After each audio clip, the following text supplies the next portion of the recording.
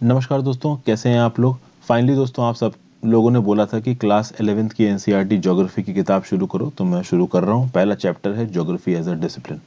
अब तक मैंने आपको 6, 7, 8, 9, 10th की ज्योग्राफी एनसीईआरटी पढ़ा दी है और वहाँ पे मैंने आपको बहुत से टॉपिक्स को बहुत डिटेल में पढ़ाया है।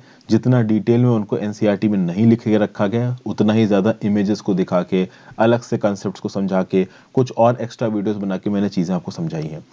तो अगर ज्योग्राफी ये जो 11th की किताब है थोड़े से एडवांस लेवल की, और एडवांस लेवल क्या दोस्तों, यहाँ पे बहुत से ऐसे कॉन्सेप्ट्स आने वाले जो मैं ऑलरेडी आपको पहले पढ़ा चुका हूँ। ठीक है ना। 6, 7 और 8 की ज्योग्राफी पढ़ाते वक्त मैंने ये नहीं सोचा कि 6 क्लास का स्टैंडर्ड कम है तो बड़ी चीज़ें ना बताऊँ, मैंने सारी इंपॉर्टेंट चीज़ें बताई हैं। तो अब तक मैंने ज्योग्राफी की एनसीईआरटी की जो प्लेलिस्ट बनाई है, आई होप आपने देख रखी हो।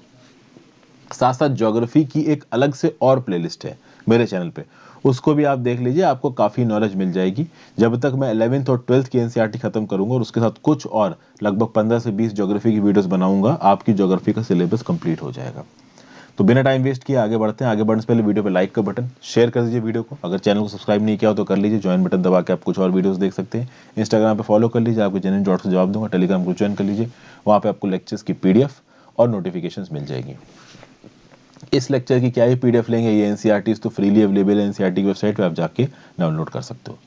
अब देखिए, ज्योग्राफी को हम लोगों ने सोशल साइंस के कोर्स में अब यहाँ पे कुछ एक भूमिका बना रखी है। अब चूंकि मैं एनसीईआरटी को एक एक चीज करके आपको बताऊंगा, इसलिए अब वैसे तो अब पूरा का पूरा पहला चैप्टर भूमिका ही है, बट फिर भी अब क्रूशियल 11th क्लास की ज्योग्राफी, इसलिए चैप्टर्स छोड़ना ठीक नहीं है। तो अब तक अगर आप एनसीईआरटी बुक के लेआउट को देखोगे तो एनसीईआरटी में ज्योग्राफी को as a part of social science syllabus पढ़ाया गया है। अब यहाँ पे ज्योग्राफी एक डिसिप्लिन की तरफ पढ़ोगे। तो अब तक हम लोग बहुत सारे फिनोमेना समझ चुके हैं ज्योग्राफिकल नेचर के। अब हम देखेंगे ज्योग्राफी को एज एन इंडिपेंडेंट सब्जेक्ट, इस किताब की भाषा में बोला जाए, हालांकि एज एन इंडिपेंडेंट सब्जेक्ट हम लोग बहुत पहले से देख चुके हैं। जब बात करते हैं ज्योग्राफी की एज एन इंडिपेंडेंट सब्जेक्ट की, तो यहाँ पे हम तीन चीजों की बात करेंगे।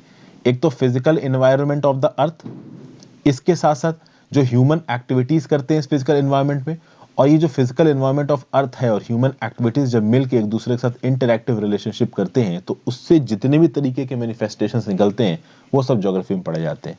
और इतने मैनिफेस्टेशंस निकलते हैं जो कि एक सब्जेक्ट ज्योग्राफी में कवर करने मुश्किल है। ओके, अब यहाँ पे a pertinent question you can ask at this stage is why should we study geography. हम ज्योग्राफी को पढ़ें क्यों? तो बहुत सिंपल सा जवाब है। देखिए, हम जिस सराउंडिंग में रहते हैं वो सराउंडिंग्स हमारी जिंदगियों को अफेक्ट करती है बहुत तरीकों से। ओके, जो भी हमारे चारों तरफ रिसोर्सेज हैं, हम उनको यूज करके हम जीते हैं। तो चारों तरफ एयर है, उस एयर को सूंघते हैं, पानी है, उस पानी को पीते हैं। ठीक है, तो ये तो हमारी बेसिक नेसेसिटीज हो गई जो हमको चाहिए ही चाहिए। पौधे हैं, उन पौधों से हमको खाना मिल जाता है। ठीक है, वो अलग बात है कि हम लोग नॉनवेज के शौकीन हो गए, तो वो नॉनवेज जो हम खाते हैं वो भी तो वही पौधे खा के जिंदा है।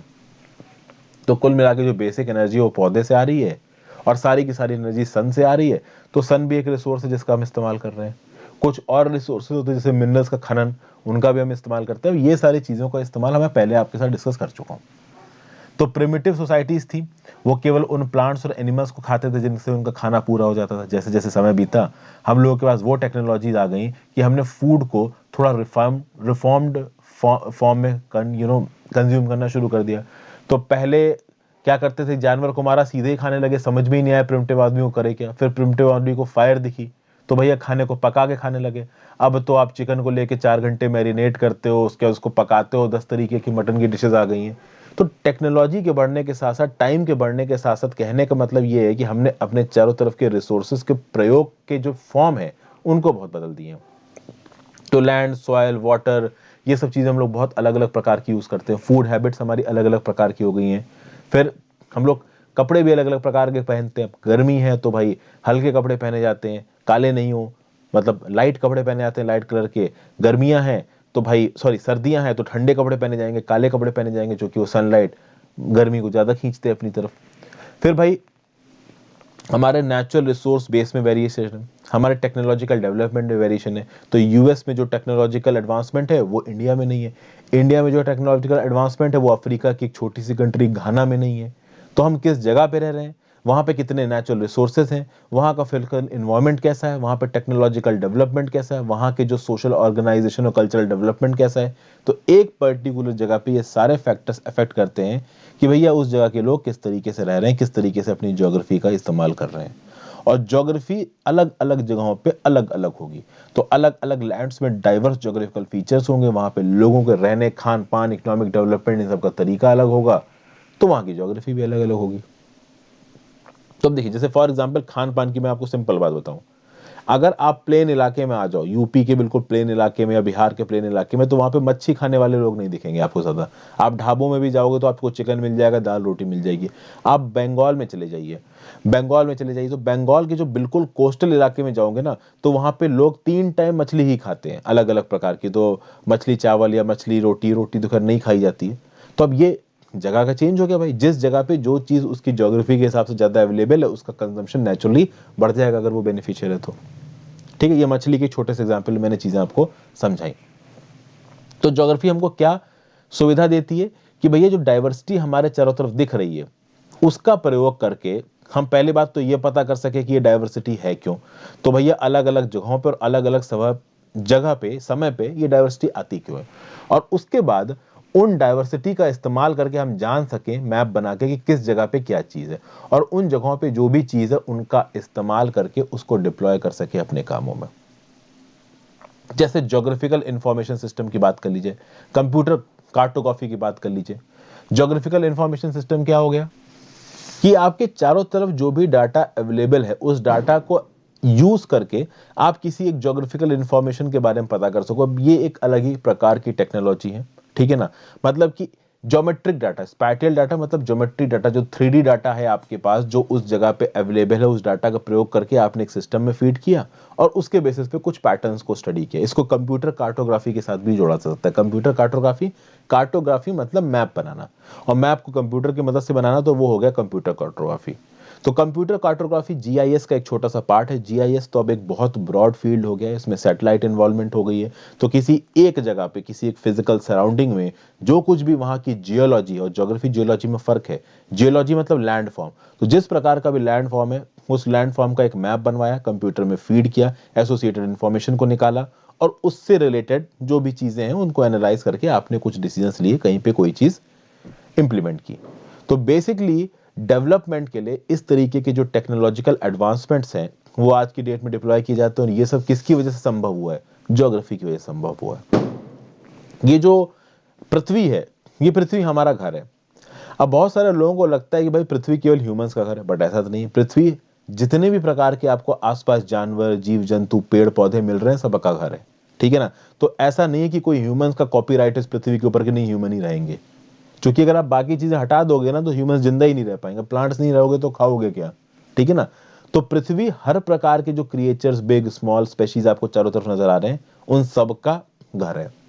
अर्थ की अगर आप सरफेस की बात करोगे, तो ये तो बहुत नॉर्मल सी बात है। आपको पता है कि जो पृथ्वी की सरफेस है, वो हर जगह यूनिफॉर्म नहीं है। फिजिकल फीचर्स में बहुत सारे वेरिएशन है। तो कहीं आपको पहाड़ मिलेंगे, हिल मिलेंगे। पहाड़ ऊंचे भी हो सकते हैं, छोटे हो सकते हैं। तो अरावली में जाएंगे तो उतने ऊंचे नहीं है, हिमालय में चले जाइए बहुत ऊंचे हैं भाई। वैलीज हो गई, तो कश्मीर वैली चली जाइए। वैली क्या होता है कि भैया ये पहाड़ है, ये पहाड़ है, पहाड़ को आपने काटा या फिर ऐसे उठा, तो जब ये पहाड़ नीचे गया, तो ये जो प्लेन इलाका आया, ये बिल्कुल पहाड़ के ऊपर नहीं है, तो ये जो पूरा इलाका बन गया, एक वैली बन गया। तो ऐसी वैलीज हैं भाई। वैली की टोपोग्राफी अलग ही होती है, पहाड़ों के बीच में होती है, तो सुहावना मौसम होता है, पहाड़ी इलाका होता है, रहने में भी मजा आता है। तो बहुत अलग अलग प्रकार के, मेरा कहने का मतलब है कि लैंडफॉर्म्स होते हैं। हिल, माउंटेन्स, वैलीज, प्लेन। तो भैया अगर गैंगेटिक प्लेन्स, लखनऊ आसपास के इलाके में रह रहे हो, तो ये प्लेन्स है। थोड़ा आगे चले जाओ देहरादून साइड पे, तो वहां पहाड़ में पहुंच जाओगे। प्लेट्यू, प्लेट्यू मतलब पठार। तो भैया तिब्बतन एक प्लेट्यू, मतलब कि जैसे ये हो गया तो माउंटेन हो गया। अभी आप हाइट में गए और एक बड़ी सपाट जमीन आ गई और ऐसे हो गया, तो आप हाइट पे गए, सपाट जमीन आई, ऐसे हो गया, तो ये जो पोर्शन हो गया, इसको आप बोलोगे प्लेट्यू, ठीक है। फिर ओशंस आपको पता ही है, झीलें आपको पता ही है, डेजर्ट्स, वाइल्डरनेस मतलब बिल्कुल ही जंगल में चले गए। तो बहुत अलग अलग प्रकार के लैंडफॉर्म। आप बिल्कुल ही जंगल में, मान लो आप गए, खूब सारे फॉरेस्ट है, तो उसको आप बोलोगे विल्डरनेस फॉरेस्ट। कल की डेट में किसी प्राइवेट कंपनी का दिमाग घूम गया, सरकार ने बोला जाओ पेड़ काट दो, पूरा पेड़ काट के सपाट जमीन बना दी, तो क्या बन गया? प्लेन बन गया भाई वो, ठीक है ना।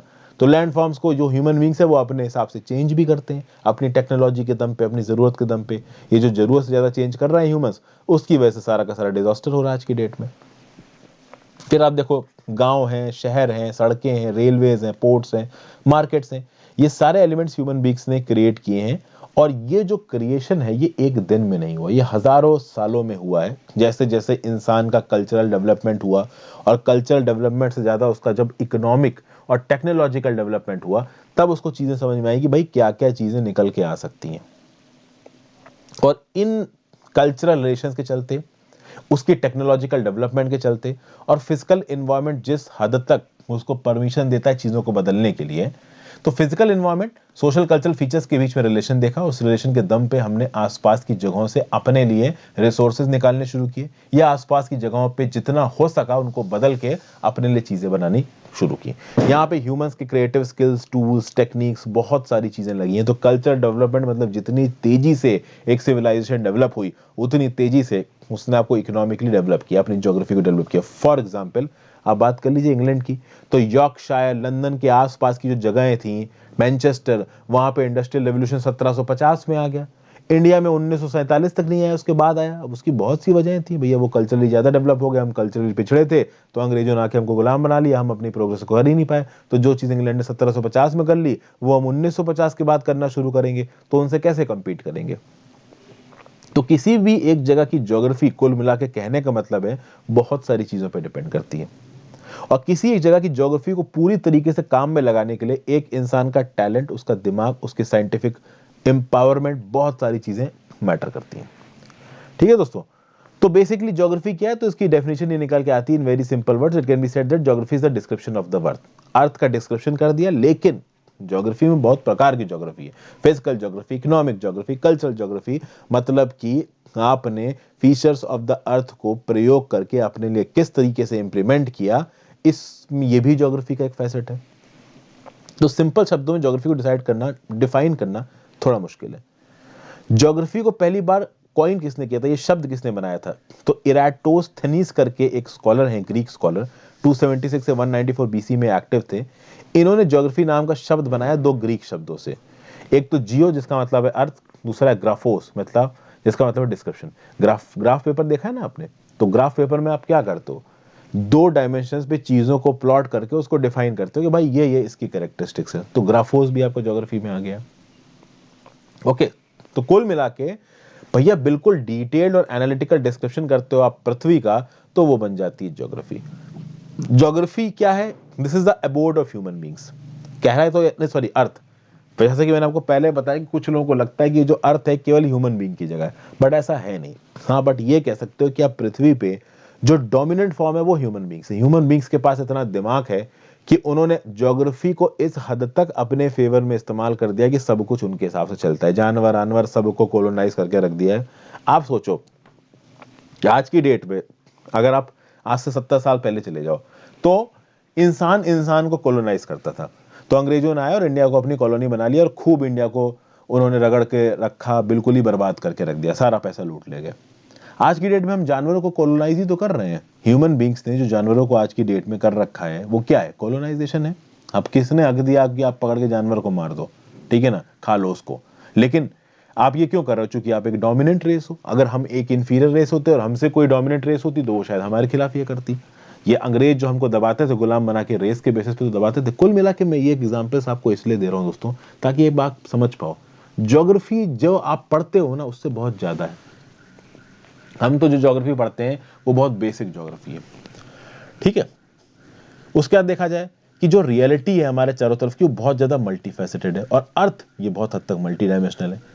तो अगर अर्थ में जो कुछ भी हो रहा है उसको आपको समझना है, तो आपको ज्योग्राफी नहीं, बहुत से और डिसिप्लिन नेचुरल साइंसेस के समझने पड़ेंगे। आपको geology, pedology, oceanography, botany, zoology, इंटीरियोलॉजी, ये सब समझना पड़ेगा। जियोलॉजी मतलब जमीन के जो लैंड फॉर्म्स है उनकी स्टडी। पेडोलॉजी मतलब सॉइल के फॉर्मेशन की साइंस को पढ़ना, कि भैया ये जो आपका मिट्टी है ये कैसे बनती है, इसको पढ़ना, इसको बोलते हैं पेडोलॉजी। ओशनोग्राफी बहुत सिंपल है, ओशंस को पढ़ना। बॉटनी मतलब प्लांट्स को पढ़ना। जोलॉजी मतलब जानवरों को पढ़ना। मीटियोलॉजी मतलब म्यूटियोर्स और जो आपके एस्टेरॉइड्स, इन सबको पढ़ना। ठीक है दोस्तों, फिर भाई इन सब चीजों को आप पढ़ो और उसको एसोसिएट करो किसके साथ, इकोनॉमिक्स के साथ, हिस्ट्री के साथ। अब देखिए geology, pedology, oceanography, botany, zoology, नोचोलॉजी, ये बिल्कुल ही नेचर से रिलेटेड है, तो नेचुरल साइंसेस बोला जाता है इनको। जब इन चीजों को आप मिला देते हो उन साइंसेस से जो कि ह्यूमंस ने डेवलप की है, कल्चरल साइंसेस, सोशल साइंसेस, तो इकोनॉमिक्स ह्यूमंस की डेवलप की हुई है, हिस्ट्री एक जगह की ह्यूमंस की डेवलप की हुई है, सोशियोलॉजी ह्यूमंस की develop, political science humans, anthropology एक इंसान की स्टडी तो ह्यूमंस की डेवलप की गई है। तो भाई जब आप नेचुरल साइंसेस की स्टडी को सोशल और कल्चरल साइंसेस की स्टडी के साथ जोड़ोगे और उसके साथ आप ज्योग्राफी को मिक्स करोगे तो ही समझ पाओगे कि इस धरती में क्या हो रहा है, धरती में क्या हो रहा है। ठीक है दोस्तों, तो भाई geography is different from other sciences in its subject matter and methodology, but at the same time it is closely related to other disciplines. Geography derives its database from all natural and social sciences and attempts their synthesis. तो मतलब कि सारी natural sciences से, सारी social scientist से data आया, उसको मिलाया और ज्योग्राफी ने उसको मिला के हमारे सामने एक ऐसे फॉर्म में रखा कि हम उसके थ्रू आई गई इंफॉर्मेशन को भैया अपने डेली मर्रा में लगा के कुछ ना कुछ नया और यूजफुल बना सकते हैं। ये है पूरा का पूरा दोस्तों आपका एनालिसिस। पहली वीडियो थी दोस्तों, जल्दी मैं और वीडियोस आपके लिए लेके आऊंगा। वीडियो की अब स्पीड थोड़ी धीमी है तो मैं तेज करूंगा, sorry for that. Have a great day दोस्तों, आई होप आपको कुछ ना कुछ इसमें सीखने को मिला होगा। Good bye.